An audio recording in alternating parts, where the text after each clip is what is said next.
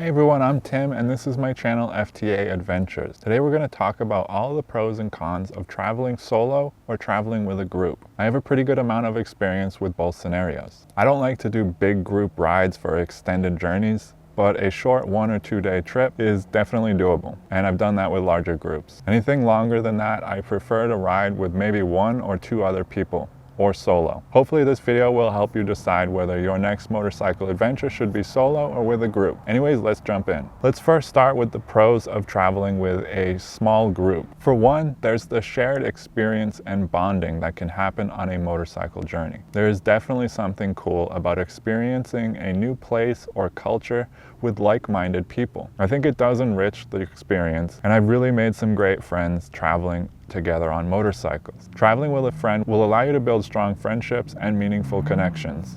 Next, there is safety in numbers.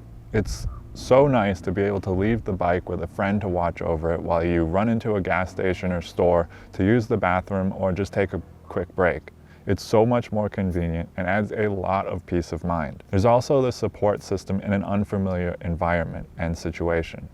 Even if none of you know immediately how to fix a problem, having another person there can really take the edge off, and you can figure out a solution together. It really helps to have someone to pull you out of a rut if you get in over your head, and plus having someone else to camp with can definitely ease your mind and make you feel a little more comfortable and secure. Cost sharing is another pro of traveling with a small group. Hotel rooms are cheaper when shared. Firewood for the campfire is cheaper too. You're also able to share the load between 2 or more bikes. For example, one person could carry the tools and the other person can carry the kitchen equipment. This eliminates the need for redundancy of carrying multiples of the same item that could be shared. And there's also the added convenience of having others to rely on for itinerary planning and logistics. Plus, it's fun to meet up before the trip to discuss plans and talk about goals and routes. So as you can see, there are some real good reasons to travel with a friend or two.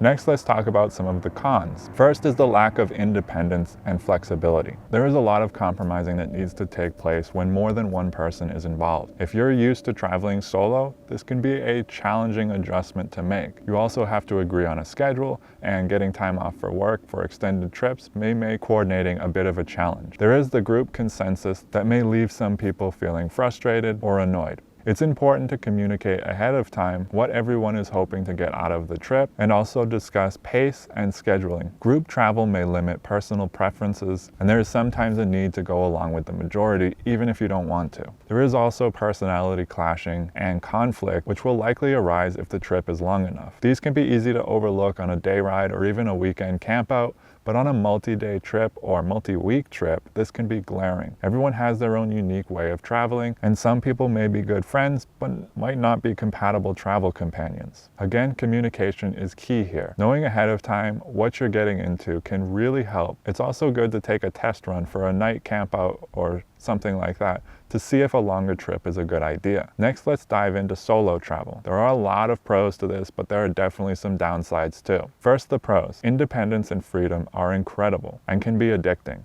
It's so liberating to make all your own decisions and not have to compromise on anything. This means you get to pick your own route, your itinerary, your daily routines, and everything like that. There is no one to pull you in a different direction, and you can really go with the flow of the trip and let the journey kind of take you where your whims decide to take you. Traveling solo allows for much more flexibility and spontaneity. You're allowed last-minute changes and unexpected side adventures that may present themselves without having to consult the majority. You are able to indulge in personal interests without having to consider another person's preferences, and you also get to be your own boss on a solo trip, and that can be really rewarding. There is also a level of personal growth and self-discovery that comes with traveling solo. It allows time for self-reflection and personal development. There is an introspective journey that solo travel provides, allowing you to learn more about yourself and how you interact with the world around you. This can also build self-confidence. Not only do you get to make all your own decisions, but you also get to deal with all the adversity on your own, taking all the credit for fixing issues that arise. Don't get me wrong, someone may stop and help you along the way if you get stuck on the side of the road or something like that, but digging out of a bad situation, you can really feel the confidence boost that comes with triumphing over struggle. And there is real value to that. There is a real opportunity to step out of your comfort zone and also develop some important life skills. There are lots more pros to traveling solo, but I think we touched on the big ones. Next, let's talk about some of the downsides to traveling alone. It can sometimes get lonely. For me, this is more present when I'm someplace beautiful and I don't get to share that with anyone. I rarely get lonely at camp when I'm alone.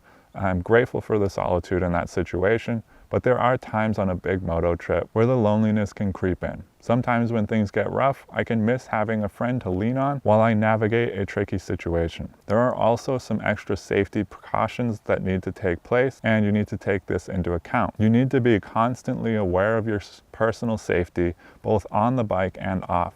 This is especially true if you're way off the beaten trail in the backcountry. But I always prefer to ride below my safe limits no matter where I'm riding or with who I'm riding with. And I'm extra selective when it comes to campsite choices. It's a good idea to carry a personal safety beacon device, preferably one that can send messages back home just to check in and let people know where you are. Next, there is the increased responsibility and decision making that can sometimes be daunting.